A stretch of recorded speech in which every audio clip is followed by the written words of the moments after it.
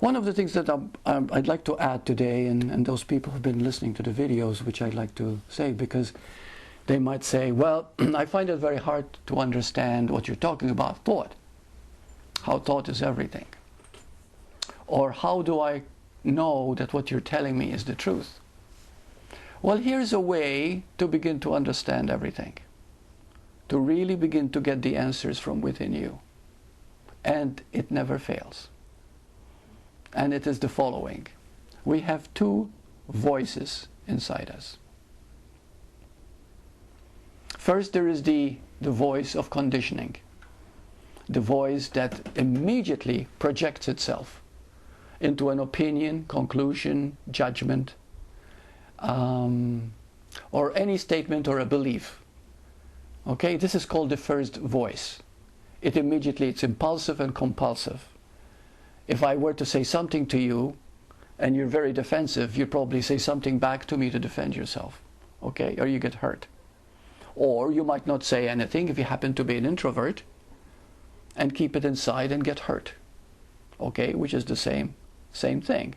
So what I mean is the same voice, same first voice is talking. It comes up. So be aware that your first voice is always talking first. Always. It's always making a judgment. Right now you see something you don't like. Immediately you judge it. Okay? You can't help it. And you judge it according to your experiences, according to your background, according to how you see life. That can't be helped. Okay? That is your first reaction. Now, what do you do in order to get to know the truth? Allow this first voice to do its thing. Let it vent and become aware that it's just your first voice. After it has vented, after it has done its bit, after it has made a judgment, comparison, conclusion, figured it out and everything, and and everything's, look back and say, it's all thought.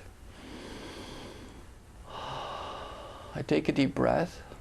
It has vented now, you see? It has done its thing. Now you can let it go. It's not very difficult, if you're aware to let go of the first voice. Not difficult at all. But you have to allow it first, you have to accept it to do its thing. And then move into your heart.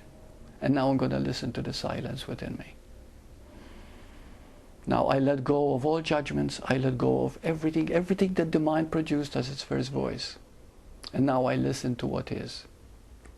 And you just listen in silence, without waiting for an outcome or a decision. And your heart, when I talk about your heart, I talk about the unborn, unchanging you. You'll come to know. And I've tried it out. Second voice. Okay, we can access it when first we get everything out of our way. Ask the questions. Relieve the pain and don't judge anything. If you feel like screaming at that point, well, lock the door and scream. Okay? But get it out of your system so that you can clear it. Well, the moment the first voice is cleared from its conditioning, then look at it as nothing more than a made-up story.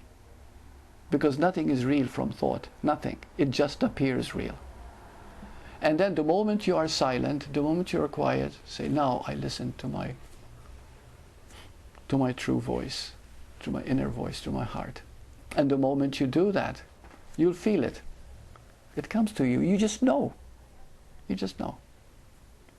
You see, and that's the beautiful thing about it. So, could I ask a question? Yes, yes. So, can I ask about what you said in the beginning about thought always collapsing in on itself if it's allowed to? Yes.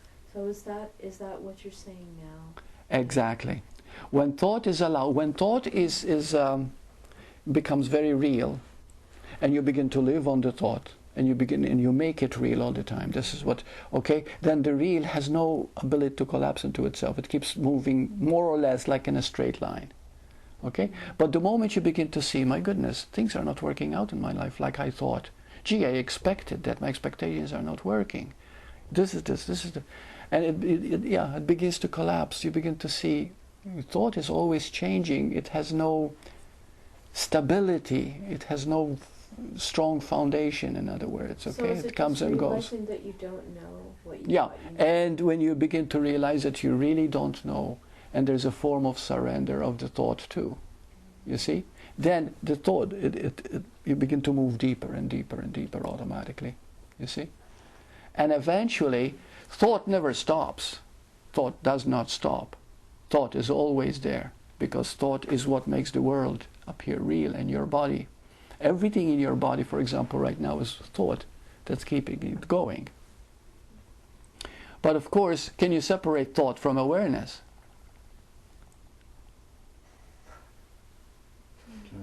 Can't separate anything from awareness. No, you can't separate anything from awareness. So you can be aware without thought, but you cannot think without awareness.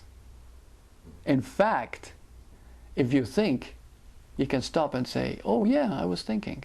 See? You can become aware of the thought. But See? can you say, I was thinking about it recently, that thought is, can you say that thought is awareness? Well, you see, Could you somehow say that it is awareness? thought is not awareness, but it is awareness that creates the thought. You have to be aware in order to think. It's like a like a little fragment of awareness. No, I guess, yeah. No. Thought is thought, awareness is awareness. But the two are complementary. They need each other. Awareness needs thought in order to recognize itself. You see? Because awareness has the ability to recognize itself. In fact, awareness does everything. But it does it through creating thought. You see? But when you see thought as something that changes all the time, and it's moving all the time, and evolving all the time, you see? The moment you begin to see that, then you also see that one thing that is stable is not the thought, but the awareness of the thought itself. So a woman asked me, as a matter of fact today, and she said, Burt, you said something. You said, when I look outside, when I see thoughts, okay, and I said, you are not those thoughts, you are the awareness. And then I also mentioned, last week, I said, whenever you realize you are awareness, then wherever you look, you are. You are the people, you are the house, you are everything, right? I said that too. And then she became confused, and she said, well, you know, am I or aren't I everything that I experience? You see? And this is why we take things literally, because we do not know the difference between awareness and thought. First, you have to understand the difference before you can see their oneness. So let me put it this way, okay, so that we can understand. You are awareness. You know what that means? That you're not who you think you are. You're far more than that. You are the unborn spirit. You just are. So therefore, when thought comes, you say, thought is coming from awareness. I am the awareness that creates the thought. Emotions come from awareness. I am not those emotions, I am awareness. But everything comes from that. So now when you begin to look as pure awareness, you know you are awareness, then you don't see any separation, do you? Do you see separation when you know that you are awareness?